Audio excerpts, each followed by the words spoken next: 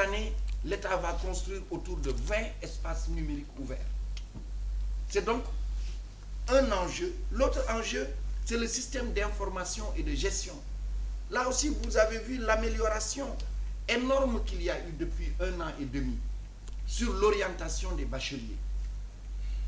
Les bacheliers n'ont plus besoin de faire des allers et retours intempestifs à Dakar ou à Saint-Louis ou à Ziguinchor. Ils n'ont pas à dépenser de l'argent pour du transport, pour la plateforme qu'on leur annonce. Vous êtes orienté à tel endroit. Nous avons signé, grâce à des discussions qu'on a eues avec le ministère de l'économie et des finances, un protocole avec 5 structures de transfert d'argent. Le bachelier, pour payer ses droits d'inscription, il les paye là où il est. S'il est à Djougop, il paiera à Djougop. S'il est à Medina Yerofoula, dans un coin de ce, il va dans une structure de transfert d'argent, il paye ses droits, il ne bouge pas. Il ne bougera que lorsqu'il sait que sa structure va démarrer les cours, il va venir étudier. Et ce système a rendu complètement transparente l'orientation des bacheliers. Zéro intervention. Nous sommes en train de terminer la 3e liste. À la fin de la 3e liste, le reste des bacheliers qui ne sont pas orientés, nous allons les orienter dans les établissements privés d'enseignement supérieur. Nous avons, à partir de la 2e liste, orienté déjà une partie des bacheliers, les nouveaux titulaires du bac arabo-islamique. C'est la première fois, vous le savez, que le Sénégal organise ce bac. Une partie a déjà été orientée dans la 2e liste et dans la 3e liste. Le reste aussi, nous allons les orienter dans différentes structures pour leur offrir des formations professionnelles. C'est aussi, pour continuer, c'est la nouvelle carte universitaire. Je vous ai dit, l'année dernière, en 2012, nous avons eu 33 000 bacheliers. Or, on sait que pour devenir un pays émergent, ça repose sur la qualité des ressources humaines et sur leur profil.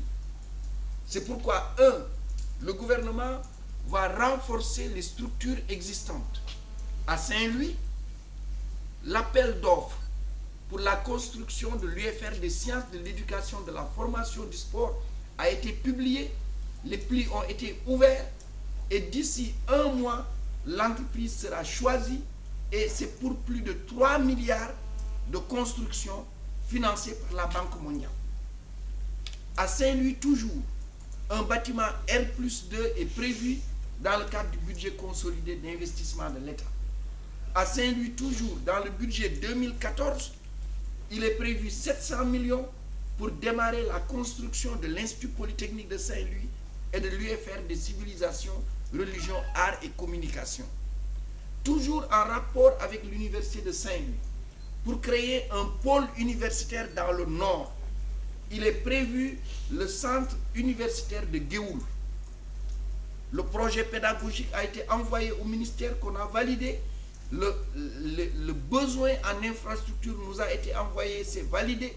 Tout est envoyé à l'agence de construction, bâtiments et édifices publics et 1 milliard est budgétisé en 2014. Encore sont budgétisés.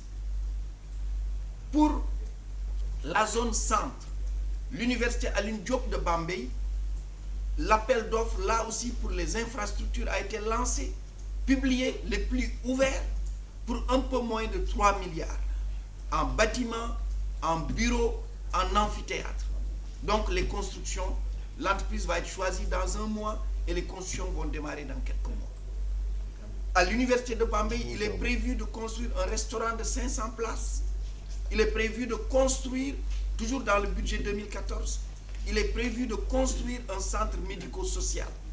À cela, il faut ajouter des résidences pour les enseignants, 10 appartements F4, plus une maison de l'université. À l'université de Thiès, pour un peu plus de 3 milliards, le DAO est actuellement en cours de finalisation. Et sans doute, l'appel d'offres va être lancé en février ou mars. Pour l'université de Thiès, en 2013, l'État a mis 600 millions pour finaliser les chantiers de Thiès qui étaient affectés à l'université. l'hôtel du Rail, dont les travaux ont démarré et nous attendons la livraison fin mars, l'auberge des jeunes qui doit abriter le rectorat et le palais des congrès. Pour cette année, nous avons mis 250 millions pour compléter les infrastructures au niveau de Thiès. À cela, il faut ajouter 80 millions prévus pour le bâtiment de l'IST à Thiès. Si on va au niveau de Dakar, nous avons d'abord la réhabilitation des bâtiments et amphithéâtres de l'université Cheikh Anta Diop pour un peu plus de 2 milliards. Le DAO va être publié dans les mois à venir. C'est toujours un financement de la Banque mondiale. À Dakar, nous avons lancé l'appel d'offres pour l'APS, pour la deuxième université de Dakar. L'APS, c'est une entreprise italienne qui a été adjudicataire et elle devra au mois d'avril nous soumettre l'APS pour qu'au mois de mai, l'appel d'offres soit lancé pour une construction en PPP de la deuxième université de Dakar. Lundi, demain, j'installe le comité de pilotage de la deuxième université de Dakar, qui est une université qui va être dédiée dans les sciences, les technologies, les sciences de l'ingénieur, l'architecture, les sciences sociales, les sciences économiques et les sciences de gestion. On va en zone centre, bassin arachidier, il n'y a aucune structure universitaire.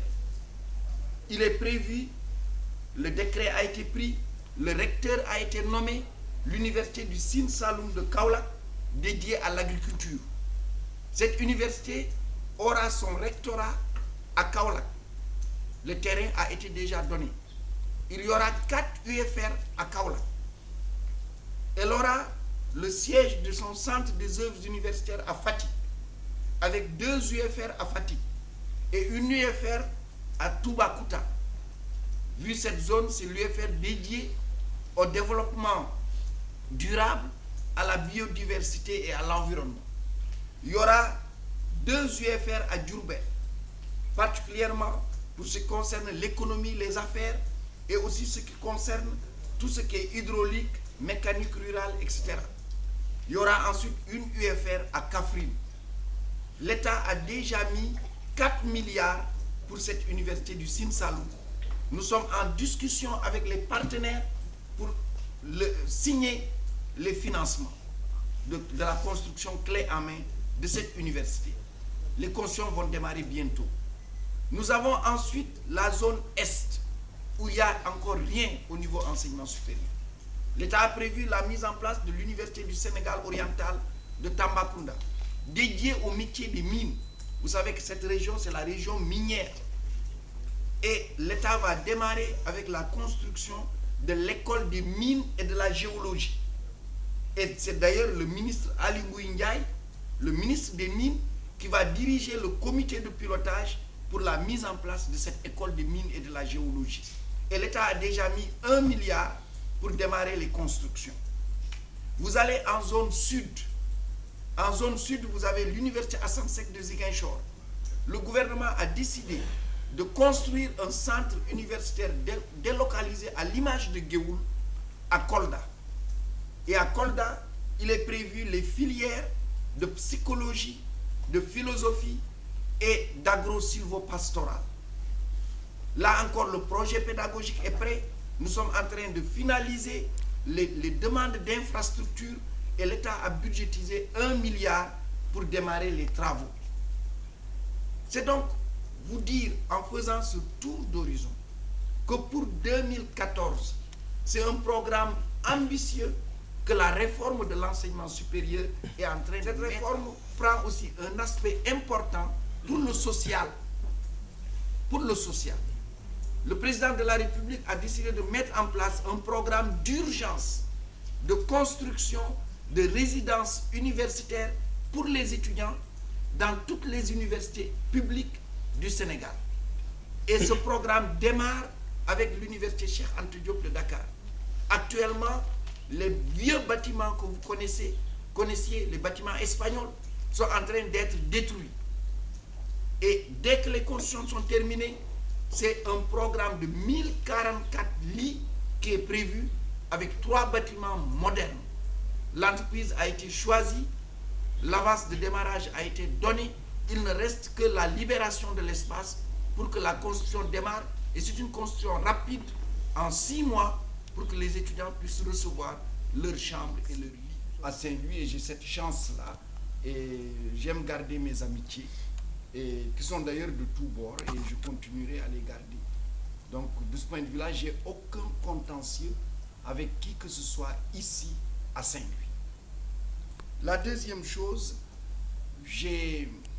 c'est vrai, je suis resté un temps sans venir à Saint-Louis, et vous le comprenez bien avec moi, en gérant ce secteur de l'enseignement supérieur et en mettant en œuvre ces grandes réformes que le président de la République a bien voulu mettre en place.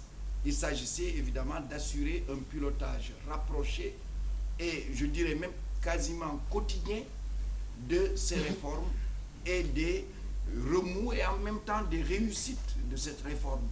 Et il fallait consacrer du temps à cela, parce que c'est en consacrant du temps à cela qu'on assoit toute la politique que l'on veut mettre en place.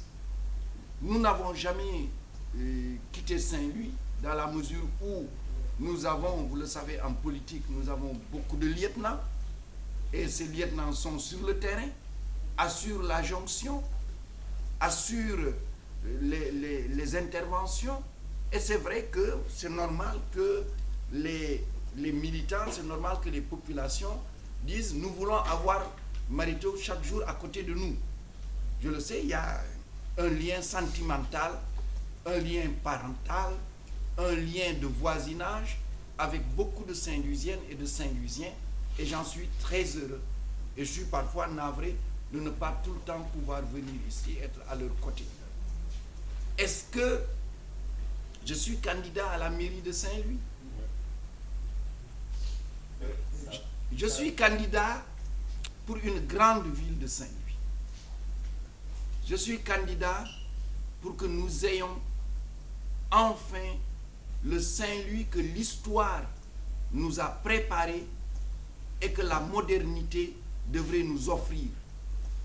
Un Saint-Louis, ville intellectuelle, ville universitaire, un Saint-Louis, capitale des technologies de l'information, de la communication et de l'économie numérique, un Saint-Louis, capitale de culture, de tourisme, des arts, un Saint-Louis adossé à une région agricole, à une région productrice à la fois pour nourrir les populations sénégalaises, mais aussi exportatrice de produits agroalimentaires à travers le monde.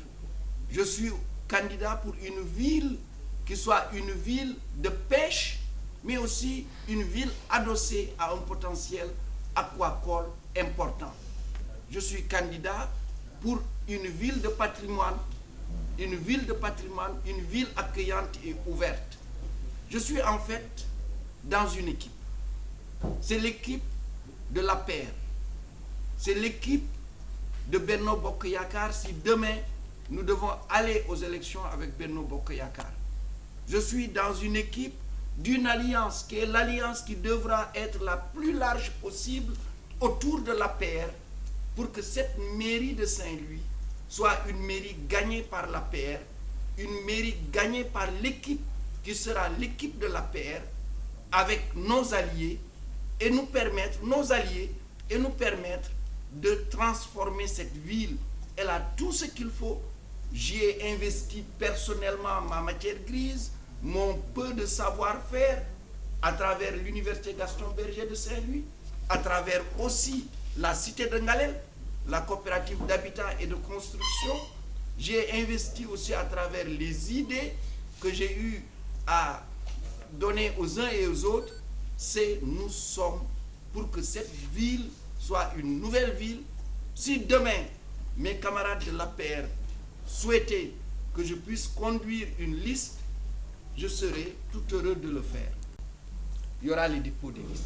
C'est ce jour-là, à minuit, qu'on saura quelle est la vraie configuration des candidatures pour la mairie de Saint-Louis.